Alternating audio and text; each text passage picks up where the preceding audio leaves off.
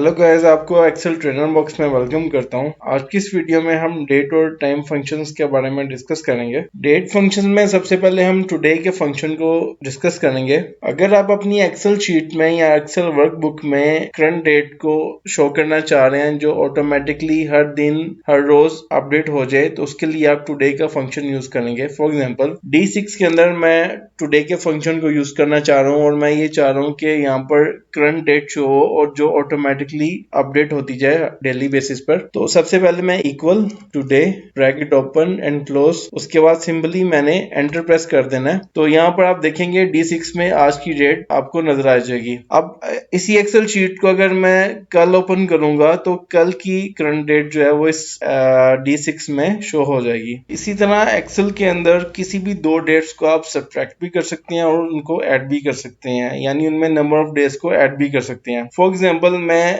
Birthday से लेकर अपनी करंट डेट तक नंबर ऑफ डेज को कैलकुलेट करना चाह रहा हूँ कि मेरी बर्थडे से आज की करंट डेट तक कितने नंबर ऑफ डेज हो गए हैं। तो उसके लिए सिंपली मैं क्या करूंगा, अब D6 के अंदर मैंने करंट डेट एंटर कर दी, D7 के अंदर बर्थडे एंटर करूंगा। फॉर एग्जांपल 1 जनवरी 2001 मैंने एंटर किया और D8 के अंदर मैं सब्ट्रैक्ट का फॉर्मूला यूज करूंगा, इक्वल D6 माइनस D7। जैसे ही मैं एंटर प्रेस करूंगा आप ये देखेंगे कि D8 के अंदर नंबर ऑफ डेज आपको नजर आ गए होंगे जो कि 1 जनवरी 2001 से लेकर 2 अक्टूबर 2019 तक नंबर ऑफ डेज आपको कैलकुलेट करके दे रहा है। इसी तरह मैं अपनी करंट डेट के अंदर नंबर ऑफ डेज को ऐड करके कोई भी फ्यूचर की डेट कैलकुलेट करना चाह रहा हूँ। फॉर एग्जांपल मैं ये चाह रहा हूँ कि मेरा कोई भी यूटिलिटी बिल है वो किस डेट में ड्यू होता है। तो सिंपली मैं क्या करूंगा, अपनी करंट डेट के अंदर मैं ग्रेस पीरियड डेज ऐड कर दूंगा। फॉर एग्जांपल 30 डेज मैं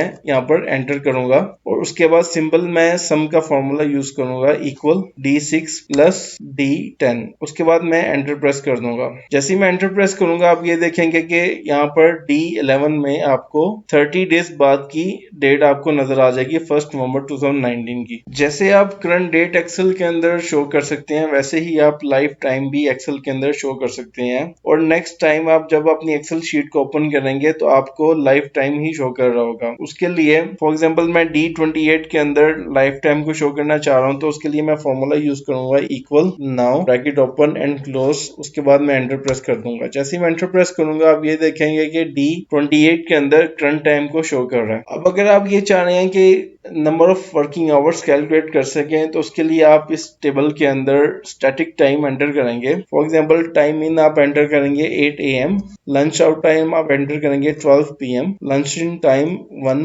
PM, उसके बाद लास्ट में टाइम आउट आ जाएगा आपका 5 PM। अब D36 में आप number of working hour calculate करना चाह रहे हैं तो उसके लिए सिंपली आप फॉर्मूला यूज करेंगे, equal double bracket D33 minus D32 bracket close plus bracket D35 minus D34 bracket close. उसके बाद आप दूसरी ब्रैकेट भी क्लोज कर देंगे और उसके बाद मल्टीप्लाई करेंगे 24 के साथ, यानी एक दिन में 20 नंबर ऑफ आवर्स एंड 24। उसके बाद जैसे ही आप एंटर प्रेस करेंगे आप ये देखेंगे यहाँ पर D36 में नंबर ऑफ आवर्स आपको शो हो गए हैं जो कि 8 है, यानी किसी भी एक एम्प्लॉय ने दिन में 8 घंटे काम किया। और लास्ट में आप एक्सेल शीट के अंदर स्टैटिक डेट और टाइम भी एंटर कर सकते हैं अपनी रिक्वायरमेंट के हिसाब से। फॉर एग्जांपल D40 के अंदर मैं कोई भी डेट एंटर करना चाह रहा हूँ स्टैटिकली, 25 जनवरी 2020 में एंटर करना चाह रहा हूँ। तो जैसे ही मैं एंटर करूंगा तो आप ये देखेंगे कि यहाँ पर ये स्टैटिक डेट आपको शो हो जाएगी।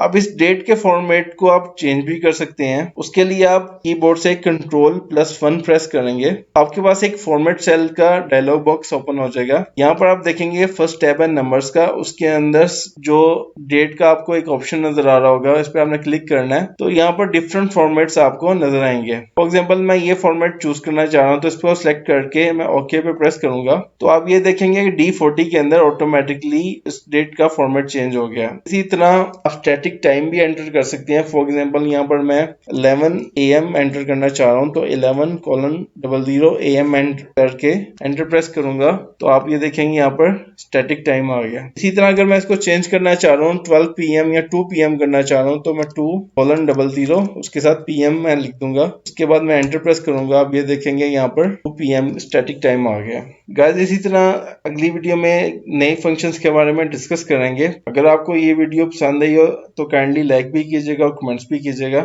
Thank you so much.